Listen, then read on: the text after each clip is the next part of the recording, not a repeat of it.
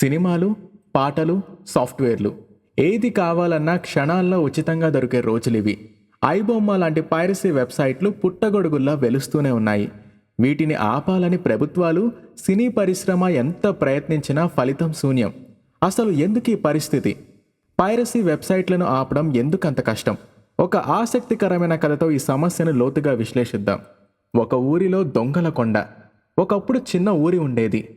ఆ ఊరికి దగ్గరలో దొంగల కొండ అనే రహస్య ప్రదేశం ఉండేది. ఆ కొండపై దొంగలు గుంపులు గుంపులుగా చేరి ఊరి ప్రజల వస్తువులను కాజేసేవారు. ఊరి ప్రజలు ఎన్నోసార్లు ఆ దొంగలను పట్టుకోవడానికి ప్రయత్నించారు. కానీ ఆ దొంగలు చాలా తెలివైనవారు. ఒక గుంపును పట్టుకుంటే మరో గుంపు వెంటనే పుట్టుకొచ్చేది.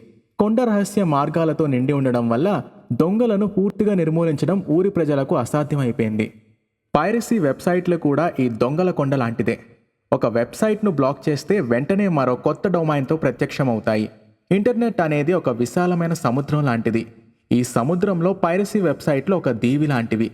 ఒక దీవిని ముంచేస్తే మరో దీవి వెంటనే మొలుస్తుంది. సాంకేతిక చిక్కులు. పైరసీ వెబ్సైట్లను ఆపడం వెనుక సాంకేతిక కారణాలు చాలా ఉన్నాయి. Domain jumping. పైరసీ సైట్లు డొమైన్ పేరుని మార్చడంలో చాలా వేగంగా ఉంటాయి. ఒక డొమైన్ను బ్లాక్ చేస్తే క్షణాల్లో కొత్త డొమైన్తో మళ్ళీ వస్తాయి. మిర్రర్ సైట్లు. ఒకే వెబ్సైట్ను అనేక మిర్రర్ సైట్లలో నడుపుతారు. ఒక సైట్ను మూసివేస్తే మిగిలిన సైట్లు పనిచేస్తూనే ఉంటాయి. సిడిఎన్లు మరియు గ్లోబల్ సర్వర్లు.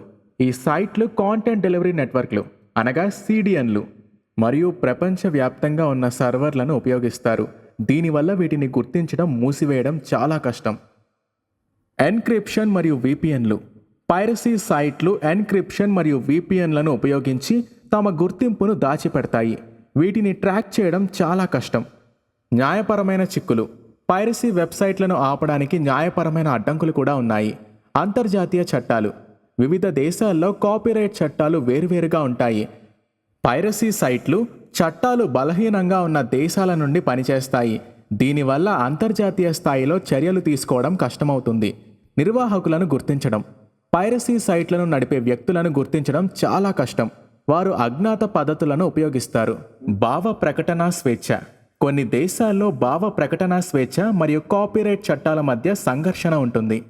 ఆర్థిక మరియు సామాజిక కారణాలు. పైరసీ వెబ్సైట్లను ఆపడంలో ఆర్థిక మరియు సామాజిక కారణాలు కూడా ముఖ్య పాత్ర పోషిస్తాయి. ఉచిత కాంటెంట్ డిమాండ్. ఉచితంగా కాంటెంట్ కావాలనుకునే వారి సంఖ్య ఎక్కువ.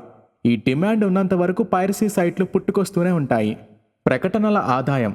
పైరసీ సైట్లు ప్రకటనల ద్వారా డబ్బు సంపాదిస్తాయి. ఈ ఆదాయం వాటిని కొనసాగించడానికి ప్రోత్సహిస్తుంది. సాంకేతికత వేగం.